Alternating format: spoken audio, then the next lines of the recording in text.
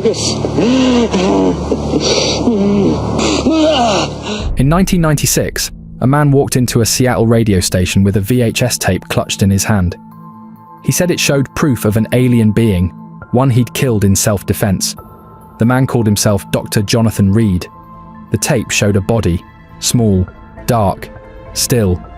The kind of footage that's too strange to fake but too impossible to believe. Within days, Reed's life fell apart. His home was broken into. His records vanished. Friends turned up missing or silent. And every time he tried to show his evidence, someone seemed to be one step ahead, wiping it clean.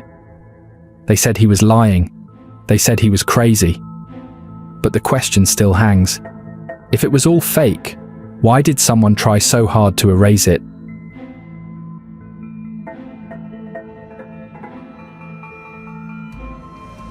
Reed was a kind of man who loved nature. His friends said he'd often vanish into the woods on weekends with just his dog, Susie, a camera, and some snacks. He'd hike until his legs burned, set up camp near a stream, and take photos of birds or strange rock shapes. It was his way of staying sane after long weeks listening to other people's problems in his psychiatry practice. That day in mid-October 1996, the plan was simple. A short hike in the Cascade Mountains, about 60 miles east of Seattle, maybe a few photos, and home by sunset. The sky was overcast but calm. The ground was damp, carpeted in pine needles that muffled every step. Somewhere nearby, water trickled over stones. The Cascades could be unpredictable, bears, cougars, even sudden fog. But Reed wasn't new to these trails. He'd packed the usual things: trail mix, a small knife, 2 cameras, a thermal blanket, and his old hiking stick. His Jeep was parked by the trailhead, and Susie, his black Labrador, ran ahead with her usual energy. He wasn't looking for anything strange. But by the time the sun dropped below the tree line, his entire sense of reality would break apart. Reed had stopped to take a photo of a moss-covered log when Susie suddenly bolted. At first, he thought she'd seen a squirrel or maybe a deer. She was barking, wild and sharp, but then something in her tone changed.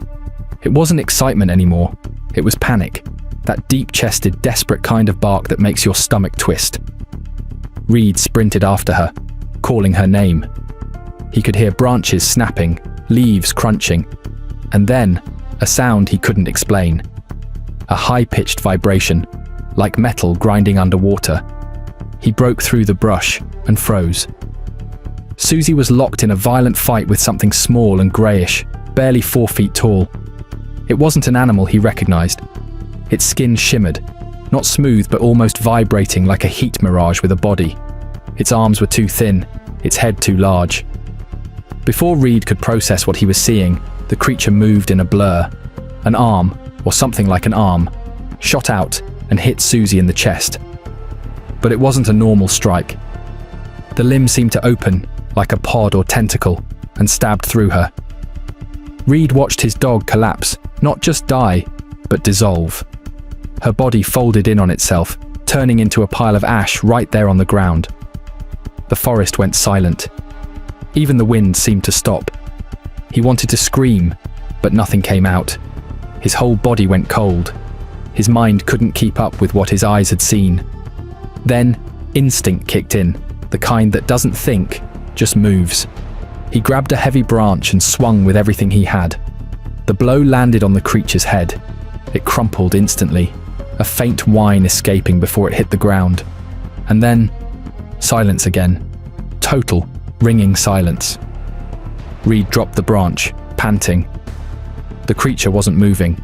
Its skin twitched once, then went still. The smell in the air changed, metallic, like burned wires.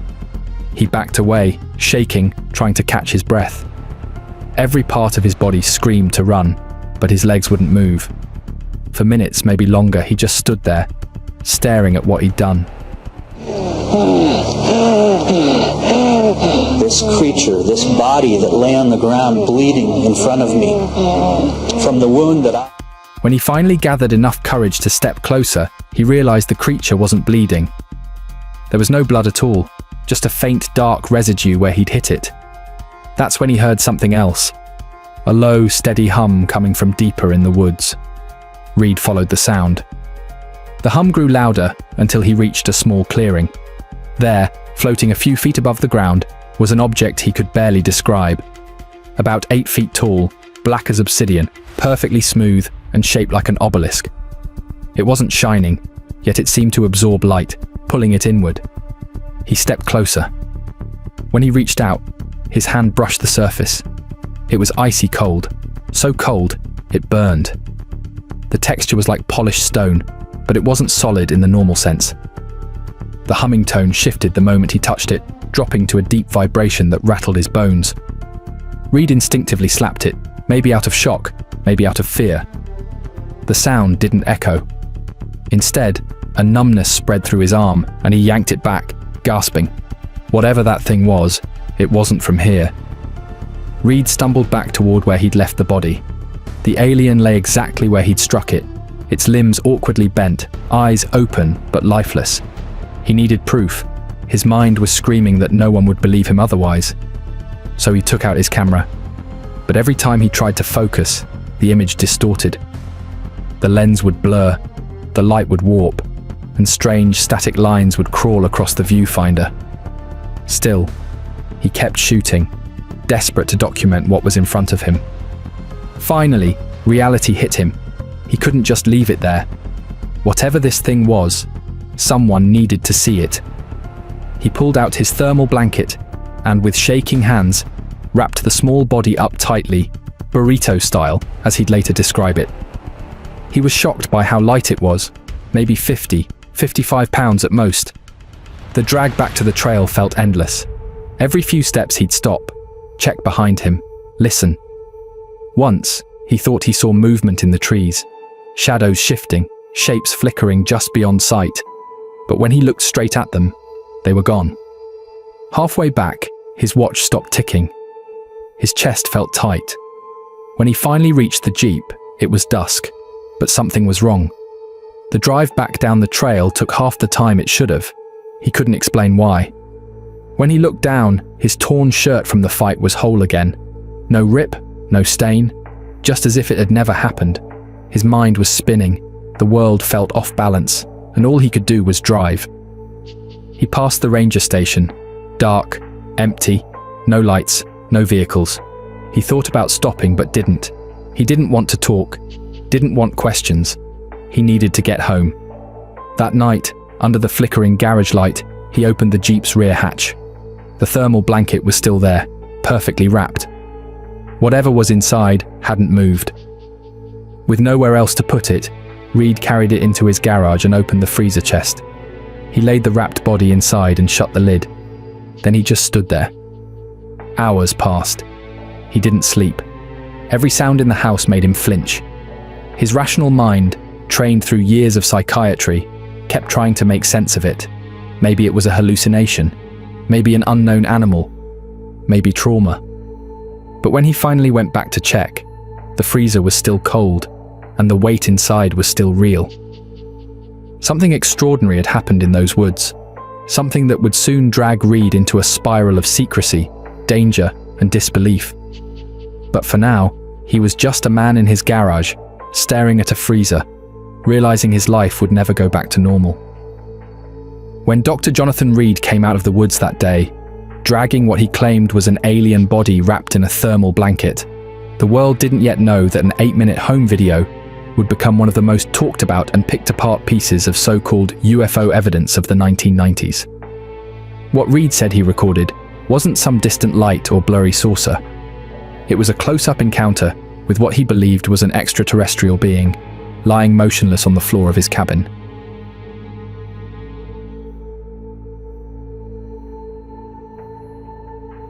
That 8-minute tape was the first time anyone outside Reed's circle supposedly saw the creature. The camera wobbles as he unwraps the metallic blanket, his breathing shaky, the focus drifting in and out. When the blanket peels back, you can hear his friend Gary whispering in disbelief. What they reveal underneath isn't a doll, and it doesn't look human either.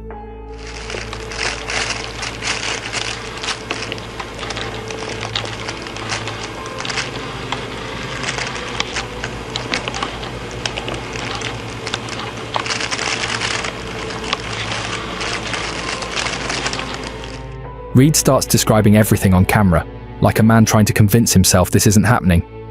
He lifts one of the creature's eyelids, and it's not white or even pink underneath. The skin is darker, thicker, like it's been tanned. He touches the face, the neck, the veins underneath the surface. The skin, he says, feels coarse like pigskin, but older with a strange pinkish blue tone that makes it look both dead and somehow still alive. Then a strange wet gurgling comes from the body. It's faint, but enough to make them both jump back. Reed mutters that it might just be air escaping the lungs, but Gary sounds terrified, insisting it's alive. For a few seconds, the camera zooms close enough to show muscle fibers twitching near the neck, almost pulsing.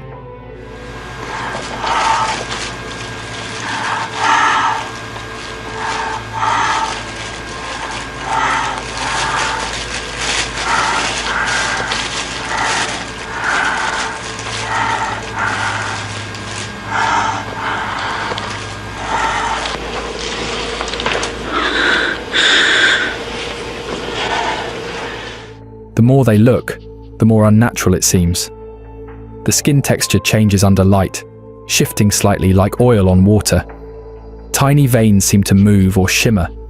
You can see fine layers beneath the surface, muscles, tendons, fibers, but not the way human anatomy is arranged. By this point, both men sound shaken. Reed, usually composed and clinical, keeps his voice low but trembling. Gary's tone swings between fear and fascination. He wants to leave it alone. Reed, though, insists they have to document everything. Still, Reed keeps filming.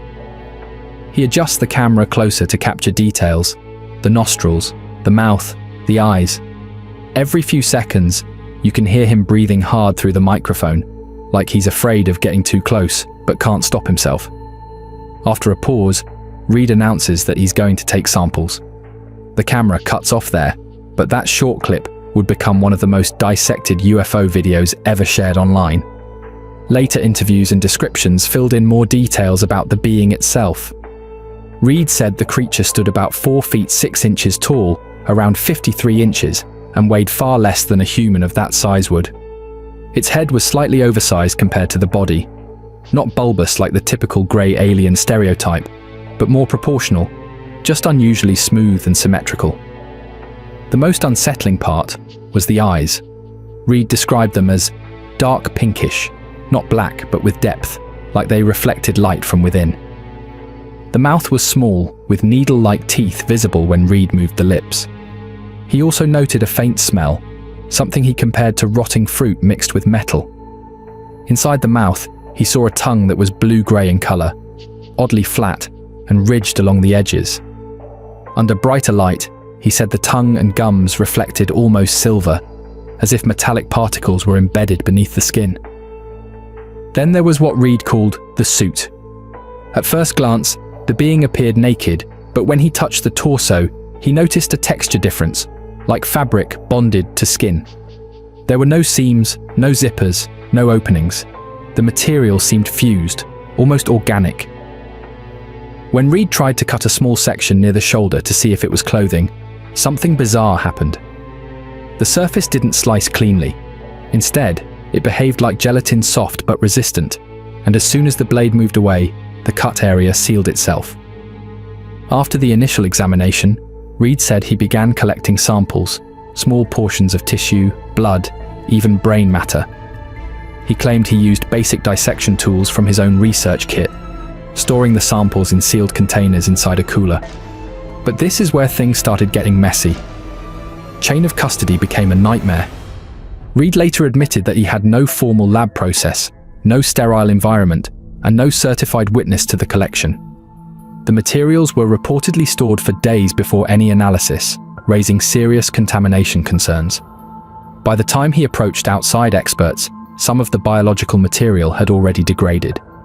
Despite that, Reed claimed he sent portions of the samples to independent scientists under fake names to protect them from government interference. One name that kept surfacing was Dr. Harold Chicon, who was said to be a microbiologist at an unnamed institution. According to Reed, Chicon's preliminary findings stunned him.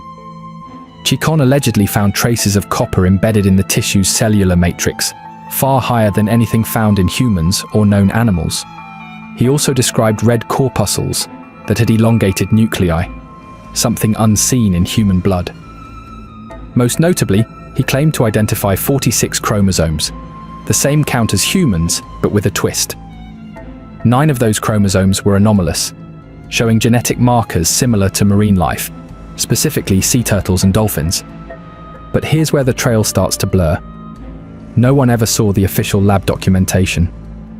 Dr. Chikon never stepped forward publicly, and attempts to trace him led nowhere. Some UFO researchers speculated the name was an alias. Others suggested Reed fabricated the scientist entirely to strengthen his story. Reed, however, stood by his claims. He said he personally witnessed part of the analysis under a microscope, noting the elongated cells and copper-like shimmer. He also mentioned that shortly after these tests, his samples were stolen or confiscated during a supposed home break-in that conveniently erased most of his remaining evidence. And that tension didn't end there. Because what happened after the video, the alleged disappearance of Reed's dog, the government surveillance he claimed, and the mysterious encounters that followed, would push this story far beyond just an alien autopsy. It would turn it into a full-blown conspiracy that refused to die.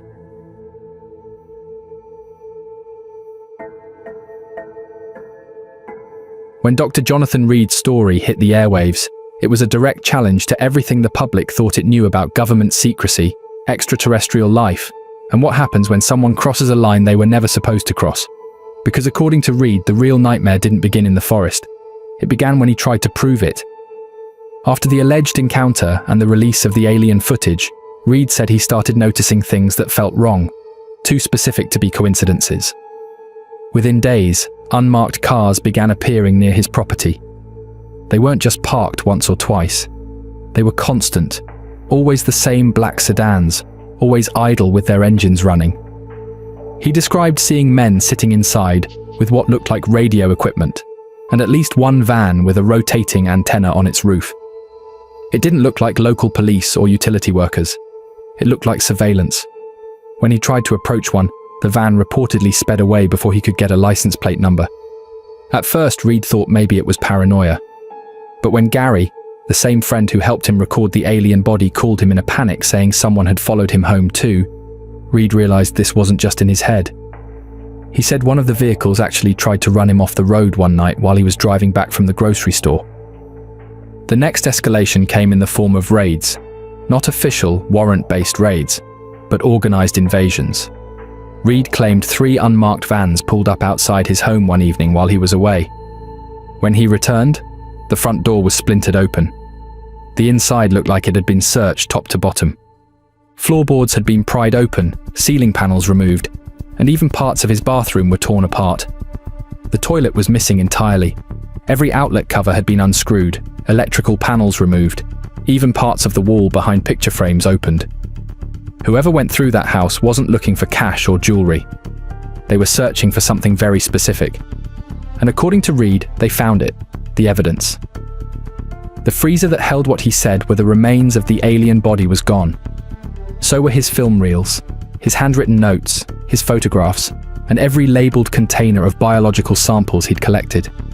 Even his backup drives were missing. But the most tragic part came not from his house, but from someone else's. Reed said he'd given a few copies of his footage and small tissue samples to a trusted friend, an older woman named Dolly, who'd been helping him archive his materials. When he tried to reach her days later, she didn't answer. Neighbors told him her house had been broken into too. The next time he heard about her, it was through a police report.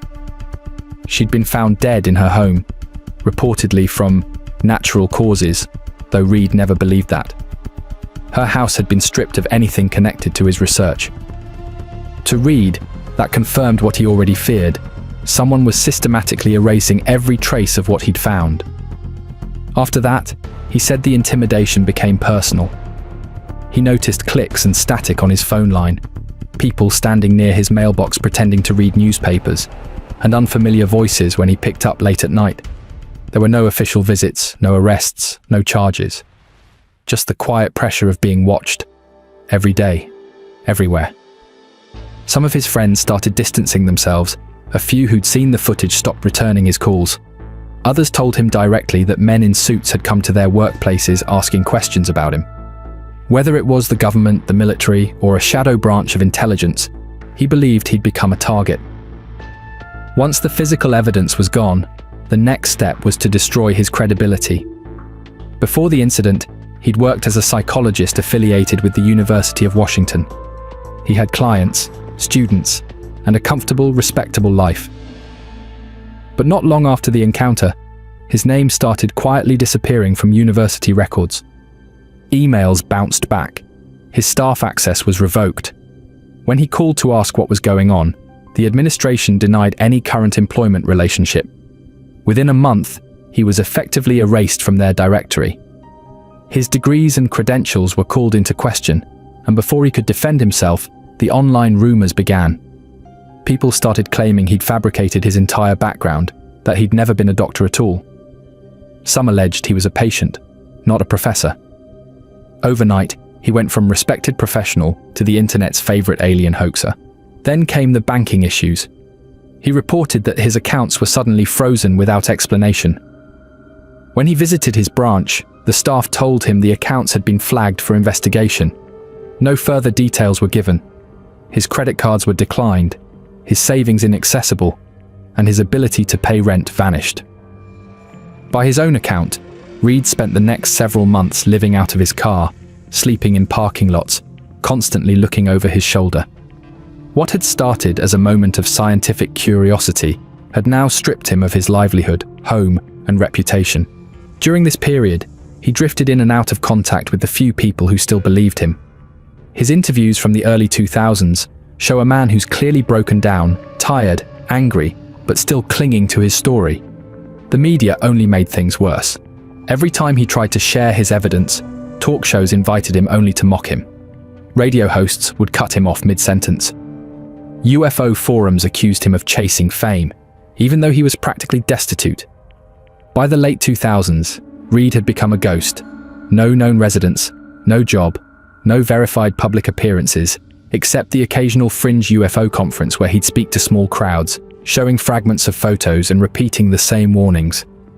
Then, just when people thought Reed had vanished completely, he reappeared with someone new by his side. His name was Robert Wraith. To some, he looked like a savior. To others, he was a handler, or maybe even part of the very machine that had destroyed Reed's life. Wraith appeared in the late 90s, claiming to be helping Reed bring his truth to the world. He organized interviews, set up conference appearances, and began crafting a public image around Reed as the man who'd fought the system and lived to tell about it.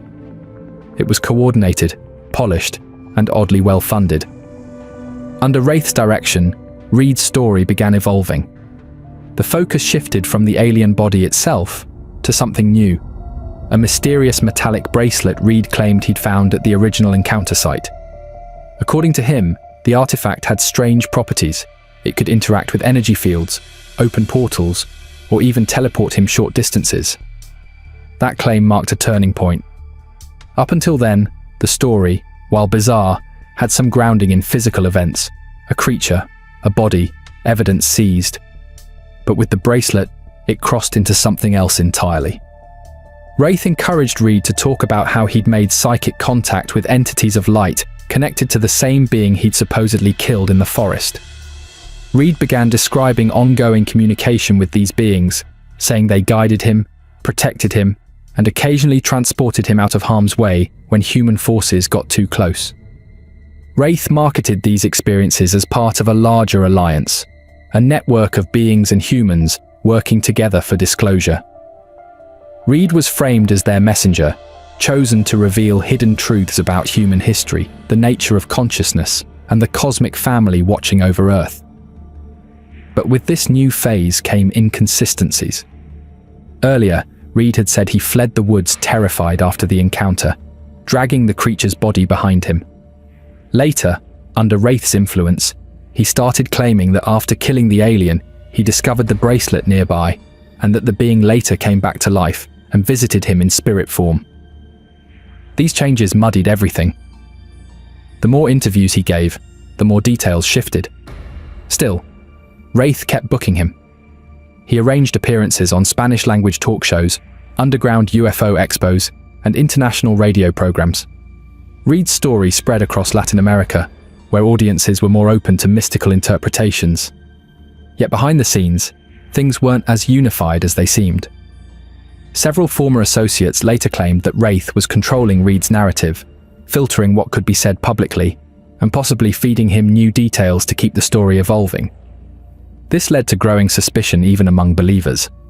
Some felt Wraith was an infiltrator planted to discredit Reed further by pushing his testimony into absurdity.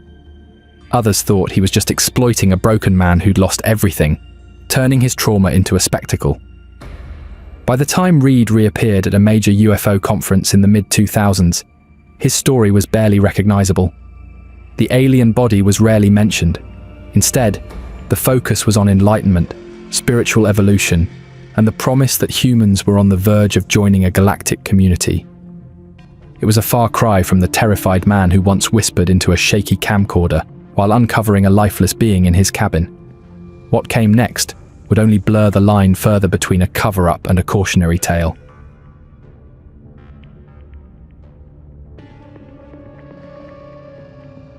In early 1999, Reed traveled to San Diego to attend a small UFO conference. It wasn't one of the big shows yet, no fancy stage, no spotlight. Just a few hundred people, most of them from UFO forums and radio circles, curious to see the man they'd heard about on Coast to Coast AM. Reed arrived looking exhausted, his face thinner, his voice slower. He was planning to show photos and a short clip, promising that something big would follow soon after. But before he could release anything new, something unexpected happened on his way home. Reed later said he was walking alone near a park that evening, tired and replaying the day's chaos in his head. That's when he noticed a man jogging toward him. The jogger slowed down as he passed, then turned around, pulled out a small handgun, and fired a single shot into Reed's upper left shoulder. Reed fell hard, stunned more than anything else. The man didn't run or shout. He simply looked down at Reed, turned, and walked away calmly, like the shooting had been routine. According to Reed, the bullet fragments lodged near his collarbone. He said his shoulder went numb instantly. He tried to stand but couldn't move his arm. Still, instead of calling 911 or heading to a hospital, he reached for his phone and called someone from his small team, the same people helping him promote his story and handle evidence.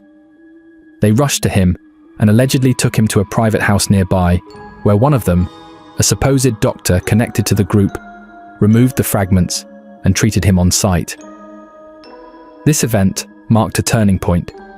It became a story about survival, cover-ups, and a man who said he'd been silenced for knowing too much. After that shooting, Reed stopped describing himself as a victim of coincidence and began portraying himself as a target in a coordinated effort to bury the truth. He said that after the attack, he received anonymous phone calls. His emails stopped delivering. His car was found scratched and vandalized. He began traveling under aliases, staying in borrowed apartments, constantly changing phones. Whether that was paranoia or something more, no one could prove. But for Reed, it added fuel to the fire.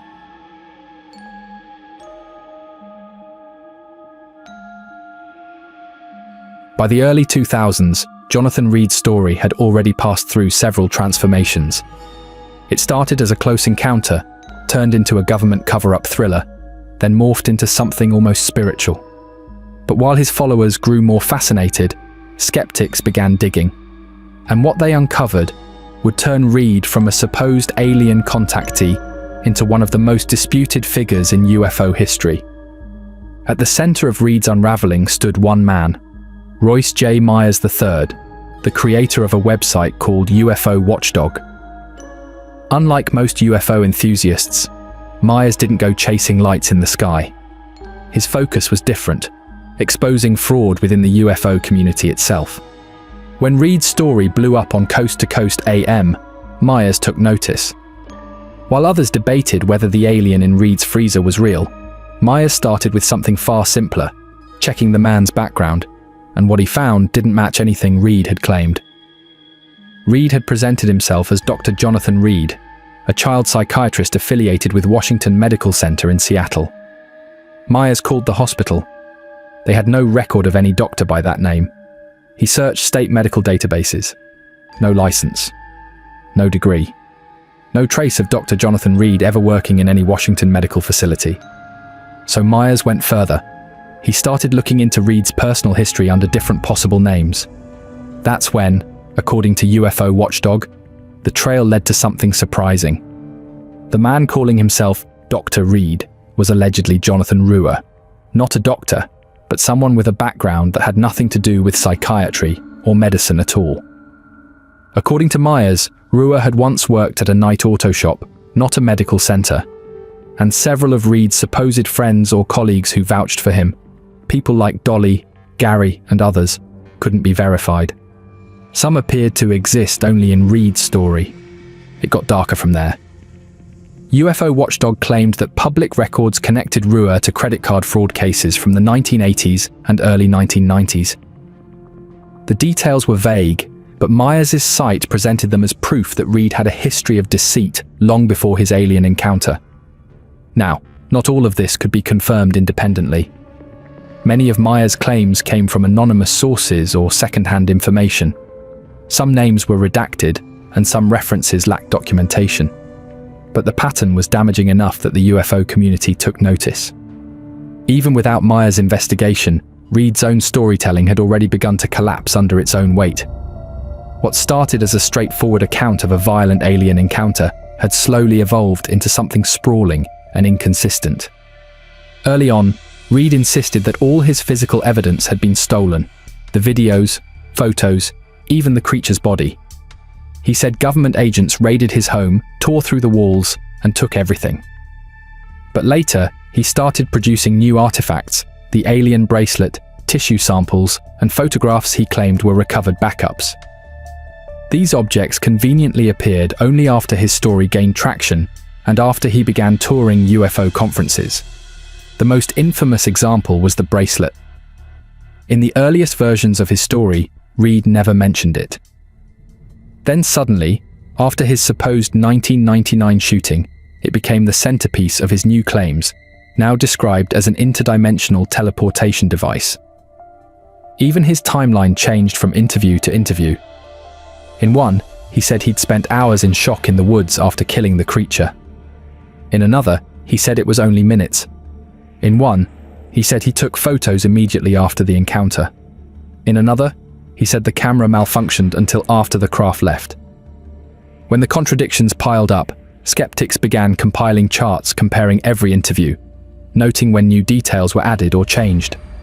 Over time, Reed's story transformed from a grounded physical encounter into something mystical, filled with talk of cosmic contact, energy fields, and beings of light. And then there were the scientific problems. Reed's biological claims about the alien samples simply didn't add up. He said a microbiologist found 46 chromosomes, but 9 non-human ones, which made no sense in actual genetics. He claimed the tissue was copper-based, even though copper-based life forms can't survive in Earth's oxygen environment. And then there was the supposed self-healing suit. Reed described trying to cut it open, only for the material to close back up around the blade. No known biological or synthetic material behaves that way, at least not under those conditions. None of his samples were ever submitted to a recognized lab, nor were they examined under proper chain of custody rules. Every test result, every lab reference, came through unnamed independent scientists, and not one of those scientists ever went on record. Even the shooting itself, the incident that supposedly proved he was being silenced, had no documentation. No police report, no hospital visit, no photos of the wound. Reed said he avoided medical attention out of fear. But without that evidence, skeptics argued, the event could have been fabricated entirely. And then came the biggest hole of all: witnesses. Aside from Reed, only 2 people were ever said to have seen the alien or the craft: his friend Gary and a woman named Dolly, who later ended up dead under mysterious circumstances. Neither was verifiable. There were no other hikers, no park rangers, no independent confirmation that anyone else saw or heard anything strange in the area that day. Even Reed's professional past was suspect. No one from Washington Medical Center ever confirmed working with him. No university records matched his claimed degree. It was as if Dr. Jonathan Reed had appeared from thin air, convenient for a man whose story depended on mystery. And then there was a third theory, that the story was designed from the start to be unfalsifiable. Every time someone tried to debunk it, Reed would expand it. Every contradiction became disinformation. Every missing record became government erasure. The story was like smoke. Every time you tried to grab it, it shifted shape. That was the genius of the whole thing. It couldn't be proven false because it could never be proven true. Still, not everyone walked away from Reed. In fact, for every skeptical investigator, there were 10 believers ready to defend him, and their arguments followed a familiar pattern. One of the more cynical theories was that Reed had been deliberately left alive, not as mercy, but as strategy. If someone truly exposes a global secret, killing them only confirms the secret exists. But if you destroy their reputation, you kill the message without creating a martyr. That's how Reed's defenders saw his downfall. They said his life had been dismantled piece by piece, not because he was a liar, but because he was a problem. Was he a liar? A victim? A pawn in someone else's game? No one could say for sure. What was clear was that by the time the debunkers were done, Jonathan Reed was no longer seen as a scientist or a whistleblower. He was a ghost story. A man whose credibility had been erased so thoroughly that even if he had once held alien evidence, it wouldn't have mattered anymore. Because the best way to bury the truth isn't to hide it. It's to make the person telling it look insane. Because in stories like this, the truth doesn't end where the evidence runs out. It ends where curiosity does. If you want to see what really happened to Reed after he vanished from public view, go watch the next episode. The Disappearance of Dr. Jonathan Reed. And if you think you've already made up your mind, stay tuned. The next part might change everything.